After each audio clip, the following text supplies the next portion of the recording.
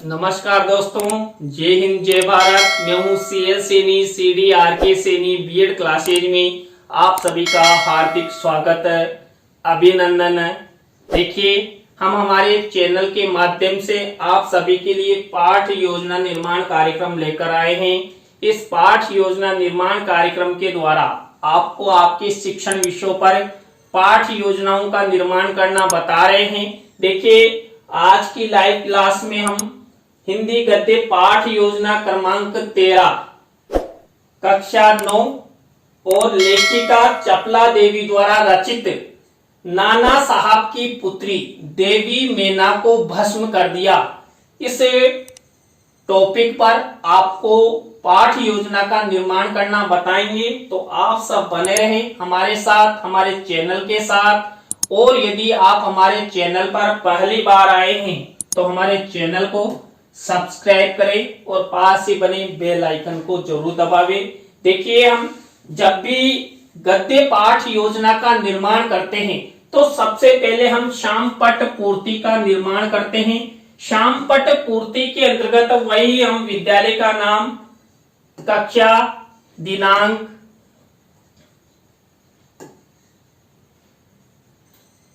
देखिए, हम शामपट पूर्ति के अंतर्गत विद्यालय का नाम, कक्षा, दिनांक, विषय, विधा, कालांश, समय और 20 सेंटर में हमारा प्रकरण लिखते हैं। प्रकरण को अंडरलाइन करते हैं, इन्वर्टेड कॉमास में हमेशा बंद करते हैं। चाहे आप प्रकरण को 10 स्थानों पर लिखें। तो ये शामपट पूर्ति हुई। शामपट पूर्ति के बाद हम उद्देश्यों का निर्माण करते हैं। देखिए, हिंदी गद्य पाठ योजना के अंतर्गत हम 6 उद्देश्य बनाते हैं। हमारे मुख्य प्रकरण का ध्यान में रखते हुए हम विशिष्टीकरण और अपेक्षित व्यवहारगत परिवर्तन बनाते हैं। तो यहाँ पर देखिए, ये जो उद्देश्य विशिष्टीकरण और अपेक्षित व्यवहारगत परिवर्तन का फॉर्मेट बनाया गया है, मेरे द्वारा ये फॉर्मेट बनाया गया है। कई महाविद्यालयों द्वारा सामान्य उद्देश्य और विशिष्ट उद्देश्यों के आधार पर भी फॉर्मेट चलता है। आप अपनी इच्छा के अनुसार कोई सा भी फॉर्मेट बना सकते हैं। तो यहाँ पर देखिए, जब हम हिंदी गद्य पाठ योजना का निर्माण करते हैं तो पहला उद्देश्य होता है ज्ञानात्मक। ज्ञानात्मक से रिलेटेड ये विशिष्टीकरण और ये अपेक्षित व्यवहारगत परिवर्तन। इसी तरह अवबोधात्मक से रिलेटेड ये विशिष्टीकरण और ये अपेक्षित व्यवहारगत परिवर्तन। देखिए, जब आप उद्देश्यों का निर्माण करो तो आपको 1 से 2 विशिष्टीकरण और 2 से 3 अपेक्षित व्यवहारगत परिवर्तन बनाना है। इसी तरह अभिव्यक्त्यात्मक से रिलेटेड ये विशिष्टीकरण और ये अपेक्षित व्यवहारगत परिवर्तन आपको बनाना है। इसी तरह कौशलात्मक से रिलेटेड ये विशिष्टीकरण और ये अपेक्षित व्यवहारगत परिवर्तन आपको बनाना है।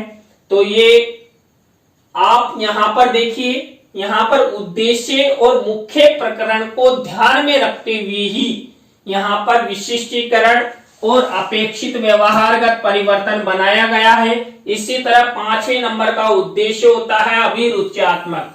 अभिरुच्यात्मक से रिलेटेड ये विशिष्टीकरण और ये अपेक्षित व्यवहारगत परिवर्तन।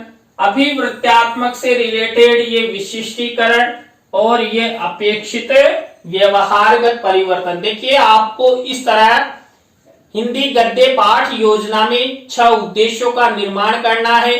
1 से 2 विशिष्टीकरण बनाने हैं, 2 से 3 अपेक्षित व्यवहारगत परिवर्तन बनाने हैं और यहाँ पर मुख्य आपके प्रकरण का विशेष रूप से ध्यान रखना है। तो ये उद्देश्य हुए। उद्देश्यों के बाद हम कक्षा शिक्षण सहायक सामग्री का कॉलम बनाते हैं। कक्षा शिक्षण सहायक सामग्री का कॉलम बनाते हैं। इसमें सामान्य और विशिष्ट 2 प्रकार की शिक्षण सहायक सामग्री का निर्माण करते हैं हम। देखिए, सामान्य शिक्षण सहायक सामग्री तो हमारे पास रेडीमेड होती है, लेकिन जो विशिष्ट शिक्षण सहायक सामग्री होती है उसका निर्माण करना पड़ता है। हमें विशिष्ट शिक्षण सहायक सामग्री के अंतर्गत चार्ट, चित्र, मॉडल, प्रतिकृति आदि का निर्माण करते हैं। तो यहाँ पर देखिए, इस नाना साहब की पुत्री देवी मेना को भस्म कर दिया, इस पाठ में हम चार्ट और चित्र का प्रयोग करेंगे। इसके बाद पूर्व ज्ञान का कॉलम बनाएंगे।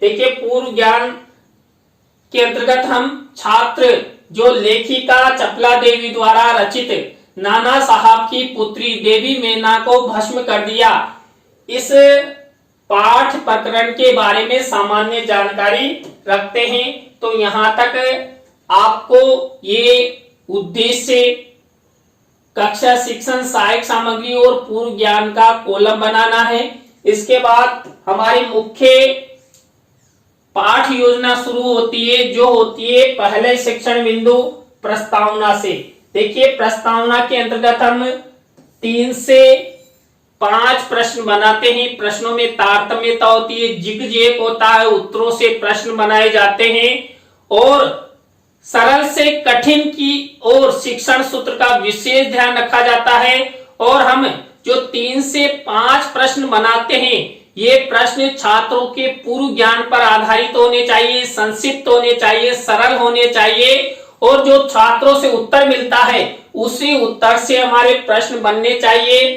अंतिम प्रश्न समस्यात्मक होना चाहिए। देखिए, यहाँ पर जो नाना साहब की पुत्री देवी मेना को भस्म कर दिया, इस पाठ के प्रस्तावना के प्रश्न किस तरह बनाए गए। पहला प्रश्न देखिए, यहाँ पर भारत में किन किन विदेशी लोगों के द्वारा शासन किया गया। भारत में अंग्रेजों एवं मुगलों द्वारा शासन किया गया। अब इसी उत्तर से हमारा नेक्स्ट प्रश्न बनेगा, अंग्रेजों से भारतीय लोग क्या चाहते थे।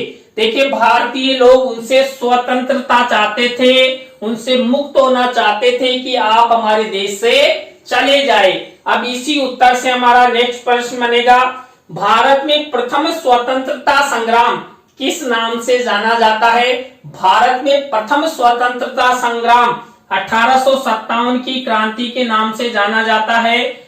अब इसी उत्तर से हमारा नेक्स्ट प्रश्न बनेगा, तो 1857 की क्रांति के प्रमुख नेता कौन कौन से थे। तो प्रमुख नेता नाना साहब, रानी लक्ष्मीबाई, कुंवर सिंह आदि कई लोग थे, कई नेता थे जिन्होंने 1857 की क्रांति में अंग्रेजों के खिलाफ मोर्चा खोला।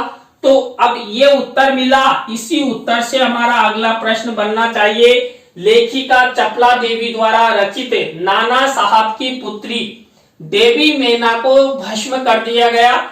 इस पाठ के बारे में आप क्या जानते हैं। देखिए, यहाँ पर अंतिम प्रश्न समस्यात्मक हो गया, प्रश्नों में तारतम्यता है, जिग-जैग है, सरल से कठिन की ओर शिक्षण सूत्र का प्रयोग किया गया है और जो प्रश्न बनाए गए हैं वो संक्षिप्त है, छात्रों के पूर्व ज्ञान पर आधारित है। तो आपको भी इसी तरह प्रस्तावना के प्रश्न बनाने हैं। प्रस्तावना के प्रश्नों के बाद हमारी सेकंड स्टेप आती है उद्देश्य कथन। देखिए, हम उद्देश्य कथन चित्र के माध्यम से भी कर सकते हैं। देखिए, यहाँ पर उद्देश्य कथन इससे रिलेटेड किया जाता है, जो हमारा मुख्य प्रकरण है। यहाँ पर नाना साहब की पुत्री देवी मेना को भस्म कर दिया, इससे रिलेटेड उद्देश्य कथन किया जाएगा। तो बच्चों, आज हम सब नाना साहब की पुत्री देवी मेना को भस्म कर दिया गया, लेखिका जो चपला देवी है उनके द्वारा रचित इस पाठ के बारे में विस्तार पूर्वक अध्ययन करेंगे।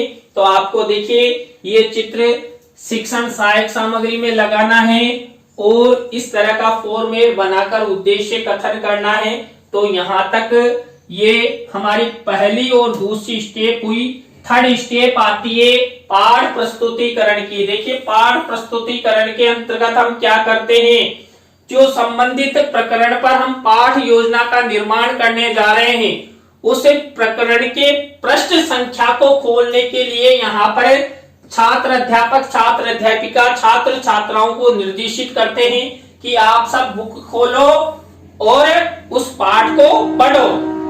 पाठ प्रस्तुतिकरण की स्टेप हुई। पाठ प्रस्तुतिकरण के बाद देखिए, हम नेक्स्ट स्टेप अपनाते हैं आदर्श वाचन की। देखिए, आदर्श वाचन छात्र अध्यापक, छात्र अध्यापिका द्वारा किया जाता है। यहाँ पर जो आदर्श वाचन है, जो संबंधित पाठ प्रकरण हमने लिया है उसकी विषय वस्तु का आदर्श वाचन किया जाएगा। आपको जो शिक्षण सहायक सामग्री का कॉलम है इसमें विषय वस्तु लिखकर चस्पा करनी है। यहाँ पर मेरे द्वारा भी विषय वस्तु चस्पा की गई है।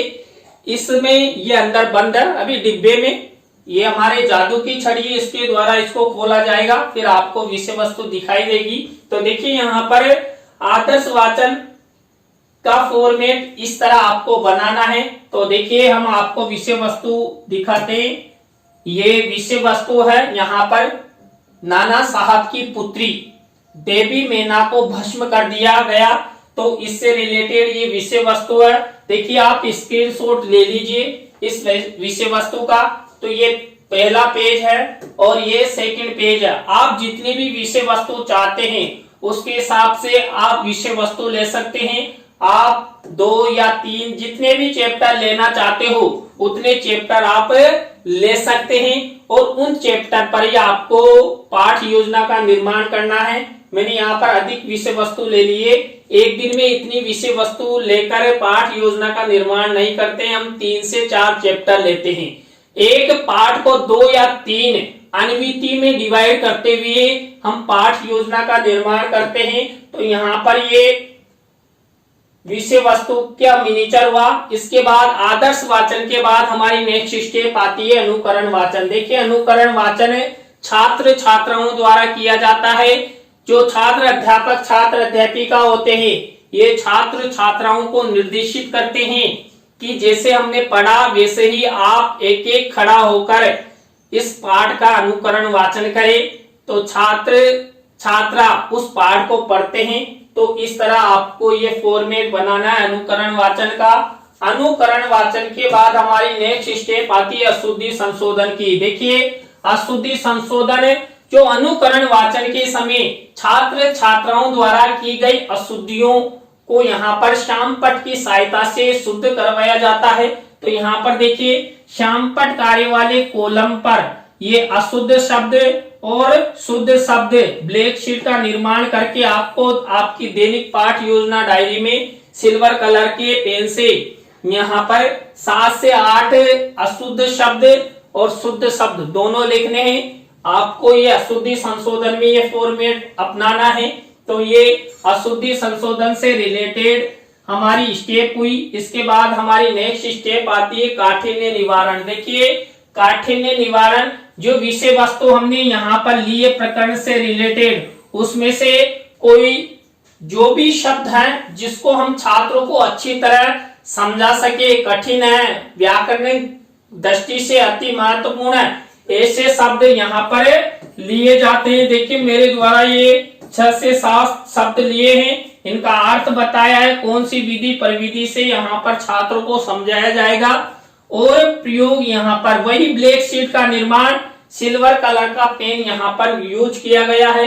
तो इस तरह आपको ये काठिन्य निवारण अपनाना है। काठिन्य निवारण के बाद हमारी नेक्स्ट स्टेप आती है सारांश कथन की। देखिए यहाँ पर जो सारांश कथन किया जाता है ये सारांश कथन है जो संबंधित विषय वस्तु हमने लिए उस विषय वस्तु का शॉर्ट रूप में यहाँ पर जो छात्र अध्यापक छात्र अध्यापिका होते हैं वो सारांश कथन करते हैं। चित्र के माध्यम से भी सारांश कथन यहाँ पर किया जा सकता है।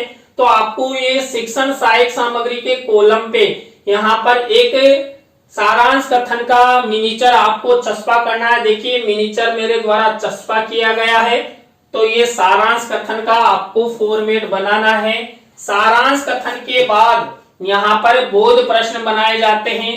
हमारी ये 90 नंबर की स्टेप भी होती है बोध प्रश्न। जो विषय वस्तु हमने यहाँ पर ली, अब यहाँ पर नाना साहब की पुत्री देवी मैना को भस्म कर दिया गया, इससे रिलेटेड विषय वस्तु हमने ली थी। तो उससे रिलेटेड ये बोध प्रश्न बनाए जाएंगे।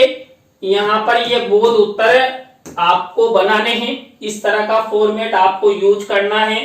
बोध प्रश्नों के बाद हमारी नेक्स्ट स्टेप आती है मौन वाचन। देखिए मौन वाचन यहाँ पर छात्र छात्राओं द्वारा किया जाता है और निर्देश देते हैं कौन? छात्र अध्यापक छात्र अध्यापिका।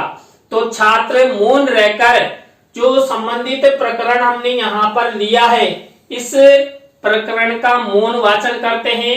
मौन वाचन के बाद हमारी नेक्स्ट स्टेप आती है विचार विश्लेषणात्मक प्रश्नों की। देखिए, विचार विश्लेषणात्मक प्रश्नों के अंतर्गत हम क्यों और कैसे वाले प्रश्न करते हैं। तो यहाँ पर आप 3 से 5 प्रश्न बना सकते हैं क्यों और कैसे वाले, यानी कि छात्रों की विचारात्मक शक्ति उत्पन्न हो, इस हेतु यहाँ पर विचार विश्लेषणात्मक प्रश्न किए जाते हैं। तो ये विचार विश्लेषणात्मक प्रश्नों की स्टेप हुई। विचार विश्लेषणात्मक प्रश्नों के बाद हम नेक्स्ट स्टेप अपनाते हैं मूल्यांकन प्रश्नों की। देखिए, मूल्यांकन प्रश्नों के अंतर्गत हम 3 तरह के प्रश्न लेते हैं। ये 3 तरह के प्रश्न, प्रत्येक तरह के प्रश्न में 2-2 प्रश्न लेते हैं, यानी कुल मिलाकर 6 प्रश्न लेते हैं। यहाँ पर वस्तुनिष्ठ प्रश्न लेते हैं, रिक्त स्थानों से रिलेटेड लेते हैं, सत्य असत्य से रिलेटेड लेते हैं, लघुत्रात्मक अति लघुत्रात्मक से रिलेटेड लेते हैं। और क्या करना होता है, वही ब्लैक शीट का निर्माण करना होता है। सिल्वर कलर के पेन से आपको ये प्रश्न लिखने होते हैं। तो इस तरह आपको ये मूल्यांकन प्रश्न बनाने हैं। किसी भी मूल्यांकन प्रश्न का उत्तर नहीं लिखना है। जब कक्षा कक्ष में इनका प्रस्तुतिकरण किया जाता है तब यहाँ पर उत्तर लिखा जाता है, लेकिन जब आप दैनिक पाठ योजना निर्माण डायरी में मूल्यांकन प्रश्न बनाओ तो आपको वहां उत्तर नहीं लिखना है। यहाँ पर मूल्यांकन प्रश्नों के बाद हमारी नेक्स्ट स्टेप आती है गृह कार्य। देखिए, गृह कार्य की स्टेप में हम क्या करते हैं, छात्र छात्राओं को 1 या 2 निबंधात्मक प्रश्न होमवर्क के लिए देते हैं। शामपट कार्य वाले कॉलम में वही ब्लैक शीट का निर्माण, सिल्वर कलर के पेन से प्रश्न लिखे जाएंगे। तो इस तरह आपको ये गृह कार्य का फॉर्मेट बनाना है।